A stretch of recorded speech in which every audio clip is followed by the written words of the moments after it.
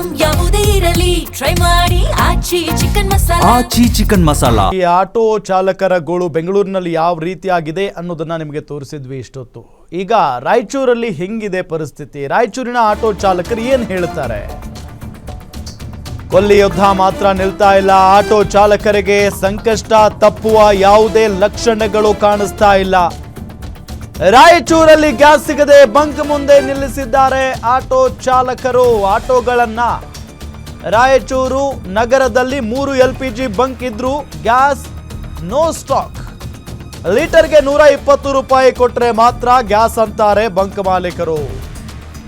ಲೀಟರ್ಗೆ 120 ರೂಪಾಯಿ ಕೊಡಬೇಕು, ಇಲ್ಲ ಅಂತ ಅಂದ್ರೆ ಕೊಡಲ್ಲ ಗ್ಯಾಸ್ನ. ಫೈನಾನ್ಸ್ ಕಟ್ಟೋದು ಹೇಗೆ, ಮನೆ ನಿರ್ವಹಣೆ ಮಾಡೋದು ಹೇಗೆ ಅಂತ ಹೇಳಿ ಚಾಲಕರು ಅಳಲನ್ನ ತೋಡಿಕೊಳ್ತಾ ಇದ್ದಾರೆ.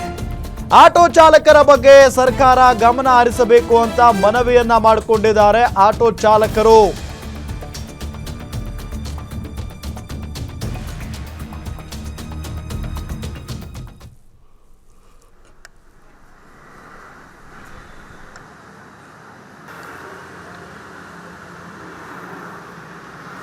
ಯುದ್ಧದ ಪರಿಣಾಮದಿಂದಾಗಿ ಆಟೋ ಚಾಲಕರು ಕೂಡ ಅಕ್ಷರಶಃ ಪರದಾಡುವಂಥ ಪರಿಸ್ಥಿತಿ ಎದುರಾಗಿರುವಂಥದ್ದು. ರಾಯಚೂರು ನಗರದಲ್ಲಿ ಸಾಕಷ್ಟು ಸಿಲಿಂಡರ್ ಸಿಗದೆ ಕೂಡ ಇವತ್ತು ಆಟೋ ಚಾಲಕರು ಕೂಡ ಆಟೋಗಳನ್ನು ನಿಲ್ಲಿಸಿ ಬಂಕ್ನ ಮುಂದೆ ಕೂಡ ಸಾಕಷ್ಟು ಪರದಾಡುವಂಥ ಪರಿಸ್ಥಿತಿ ಆಗಿದೆ. ಇವತ್ತು ರಾಯಚೂರು ನಗರದಲ್ಲಿರುವಂಥ ಏನು LPG ಒಂದು ಬಂಕಲ್ಲಿದ್ದೀವಿ, ನಾವು ತೋರಿಸ್ತಾ ಹೋಗ್ತೀನಿ. ಯಾಕಂತಂದರೆ ಕಳೆದ 2 ದಿನಗಳ ಹಿಂದಷ್ಟೇ ಕೂಡ ಒಂದು 7 ಟನ್ನಿನ ಒಂದು ಲಾರಿ ಕೂಡ ಬಂದಿತ್ತು. ಆದರೆ ಅದು ಒಂದೇ ದಿನಕ್ಕೆ ಕೂಡ ಖಾಲಿಯಾಗಿರುವಂಥ ಹಿನ್ನೆಲೆಯಲ್ಲಿ ಇವತ್ತು ಮತ್ತೆ ಆಟೋಗಳನ್ನು ಕೂಡ ಏನು ಬಂದ್ ಮಾಡಿ ಇಲ್ಲಿ ಆಟೋಗಳನ್ನು ಬಂಕಿನ ಮುಂದೆ ನಿಲ್ಲಿಸಿರುವಂಥ ಘಟನೆಗಳು ಕೂಡ ದೃಶ್ಯಾವಳಿಗಳು ಕೂಡ ಕಾಣ್ಬೋದು.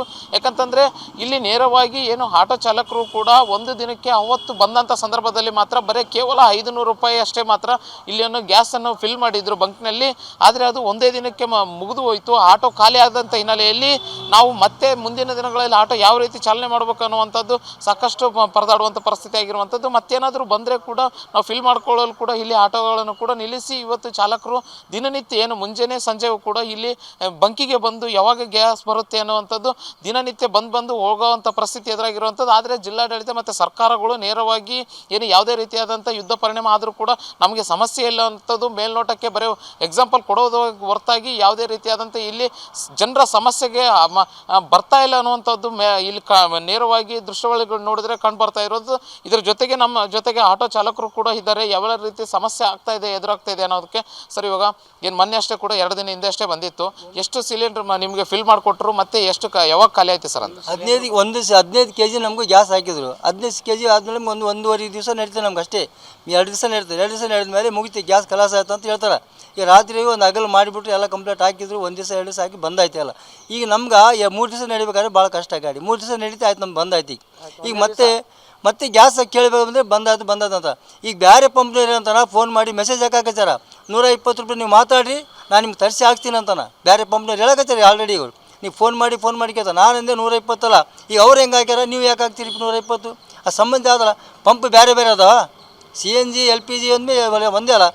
ಮತ್ತೆ ಅದಕ್ಕೆ ಕಾಸು ಹಾಕ್ರಿ, ಇಲ್ಲಾಂದ್ರೆ ಬಿಟ್ಟು ಬಂದ್ ಮಾಡಿಬಿಡ್ರಿ. ಇಲ್ಲಾಂದ್ರೆ ಪ್ರೈವೇಟ್ ಅವ್ರಿಗೆ ಕೊಟ್ಬಿಡ್ರಿ, ಮಾರ್ಕೊಂತಾರೆ ಅವ್ರು. ಯಾವ ರೀತಿ ಮನೆ ನಿರ್ಮಾಣ ಮಾಡತ್ತಾರೆ? ಮತ್ತು ಏನು ಮಾಡ್ಬೇಕು ಸರ್? ಇವಾಗ ಮೊನ್ನೆ ಒಂದು ದಿನ ಹಾಕಿದ್ರು. ಒಂದು ದಿನ ಹಾಕಿದ ಸಾಲ ಅವತ್ತು 500 ರೂಪಾಯಿ ಒಂದು ಆಟೋಗೆ ಅಂತಂದರು. 500 ರೂಪಾಯಿ ಒಂದೊಂದು ಆಟೋಗೆ ಹಾಕ್ಸ್ಬಿಟ್ಟಿವಿ. ಲೈನ್ಗೆ ನಿಂತು ರಾತ್ರಿ 12 ಗಂಟೆಗೆ ನಿಂತಿದ್ದವರು, 11 ಗಂಟೆಗೆ ನಿಂತಿದ್ದವರು, ರಾತ್ರಿ 2 ಗಂಟೆ ತನಕ ನಿಂತು ಲೈನಿಗೆ ಹಾಕ್ಕೊಂಡು ಬೆಳೆ ಮುಂಜಾನೆ ನಿಂತು ಹಾಕ್ಕೊಂಡು ಹೋಗ್ಯಾರ. ಮತ್ತು ಲೈನಿಗೆ ಬಂದು ತಿರುಗಿ ಮುಂಜಾನೆ ಮತ್ತು ಅವಾಗ ಮತ್ತೆ ತಿರುಗಿ ಮುಂಜಾನೆ ಲೈನಿಗೆ ಬಂದ್ರೆ ಲೈನಿಗೆ ಬಂದು ನಿಂತೀವಿ. ಒಂದು ದಿನ ಹಾಕ್ಸಿದ ಮೇಲೆ ಮತ್ತೊಂದು ದಿನ 400 ರೂಪಾಯಿ ಹಾಕ್ಸಿರಿ ತಿರ್ಸಿ ಹೊಡೆದು ಒಂದು ದಿನ ಅರ್ಧ ದಿನ ಬಂದದ, 1.5 ದಿನ ಬಂದದ. ಏನು ಇಲ್ಲಿ ನೇರವಾಗಿ ಬೇರೆ ಬಂಕ್ಗಳಲ್ಲಿ 150 ರೂಪಾಯಿಗೆ 120 ರೂಪಾಯಿಗೆ ನೀವು ಕೊಡ್ತೀರಿ, 1 ಲೀಟರ್ ಕೊಡ್ತೀರಿ ಅಂತಂದರೆ ಮಾತ್ರ ನಾವು ಮುಂದಿನ ದಿನಗಳಲ್ಲಿ ಗ್ಯಾಸ್ ತರಿಸ್ತೀವಿ. ಇಲ್ಲಾಂತಂದರೆ ತರೋಕ್ಕಾಗೋದಿಲ್ಲ ಅಂತೇಳಿ ಚಾಲಕರಿಗೆ ಒಂದು ಕರೆ ಮಾಡಿ ಕೂಡ ಕೇಳ್ತಾ ಇರುವಂಥದ್ದು. ಆದರೆ ಇಲ್ಲಿ ಏನು ಬ್ಲ್ಯಾಕ್ ದಂಧೆ ಮೇಲ್ನೋಟಕ್ಕೆ ನಡೀತಾ ಇದೆ ಅನ್ನುವಂಥದ್ದು ಮೇಲ್ನೋಟಕ್ಕೆ ಕಂಡುಬರ್ತಾ ಇದೆ. ಇನ್ನಾದರೂ ಇಂಥ ಕಡೆ ಜಿಲ್ಲಾಡಳಿತ ಎಚ್ಚೆತ್ತುಕೊಂಡು ಇದರ ಬಗ್ಗೆ ಕ್ರಮ ವಹಿಸಬೇಕನ್ನುವಂಥದ್ದು ನಮ್ಮ ಆಶಯ. Anil Kumar, guarantee news, Raichur.